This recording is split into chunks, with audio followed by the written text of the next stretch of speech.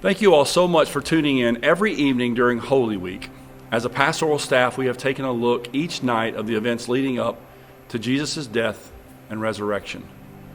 Tonight will be the last installment of these videos because tomorrow night we will be having our Good Friday service in the sanctuary starting at 7:30.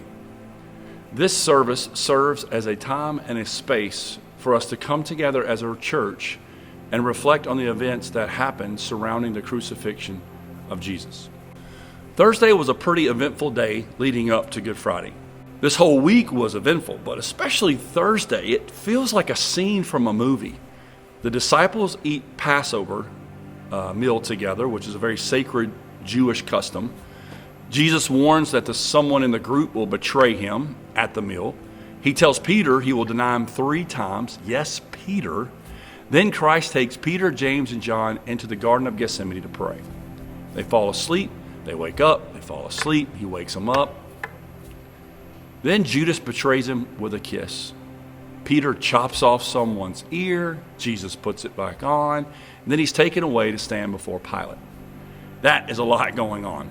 Tonight I want to talk to you about the garden. The story is found in a few of the Gospels, but we are going to read from Matthew 26. Verses 36 through 46. Then Jesus went with them to a place called Gethsemane, and he said to his disciples, "Sit here while I go over there and pray." And taking with him Peter and the sons of Zebedee, he began to be sorrowful and troubled. Then he said to them, "My soul is very sorrowful, even to death. Remain here and watch with me." And going a little farther, he fell on his face and prayed, saying, "My Father, if it is possible, let this cup pass from me. Nevertheless, not as my will, but as your will." And he came to the disciples and found them sleeping. And he said to Peter, "So could you not watch with me 1 hour? Watch and pray that you may not enter into temptation. The spirit is indeed willing, but the flesh is weak."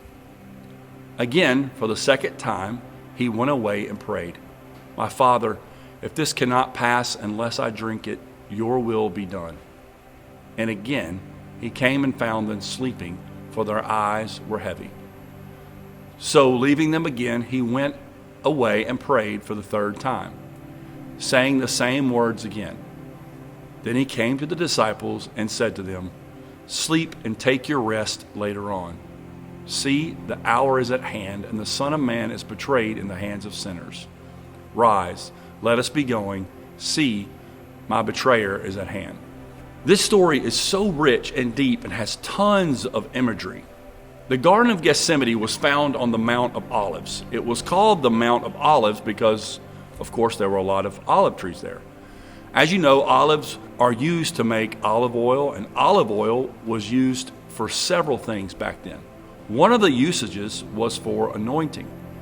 In those days, it was custom to anoint a king before their reign with oil, and also they would anoint priests with oil before they started their service in the temple. Christ was the Messiah, which is interpreted as Anointed One. He was also called the King of Kings and the High Priest. So the Messiah, the King of Kings, and High Priest was praying in the actual spot they made oil for anointing. Gethsemane means place of the olive press. Here they would use a large stone that they would push in a circle over the olives to create the oil. Here in the place where they would crush olives, Jesus' soul was crushed, and he would soon be physically crushed. He would tell his disciples that he was so sorrowful even to death. Wow, what an image. On that night, it was truly a place of crushing. Then, in my opinion, we see Christ in his most human moment. He prays to his Father, "Please let this cup pass from me." He knew the suffering that was about to take place, and he was scared. He didn't want to face that. But in his words, he says, "Not my will, but your will be done." And he faced the suffering anyway. We've all had those moments throughout our lives. You knew something bad was about to happen, and you didn't want to face it. Maybe a family member or friend was very ill, and it was only a matter of time before they would no longer be here. Or maybe a conversation with the boss that you knew was probably going to lead to you being fired or being let go. Or a notice in the mail that might read last chance or foreclosure on it. Most of us have had moments like that where we don't want to face the situation. We don't want to look at all those things head on.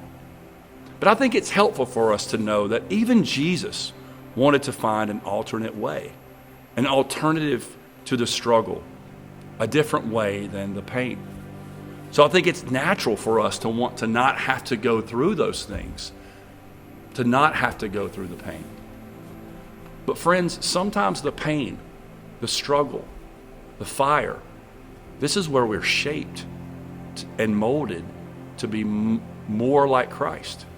So instead of hiding from the suffering and the pain or keeping it at arm's length, let's take Jesus' example, not my will, but your will.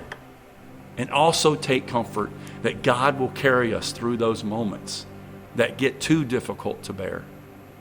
I hope you are having a wonderful Holy Week, and I hope to see you tomorrow night for our amazing Good Friday service. Thank you so much.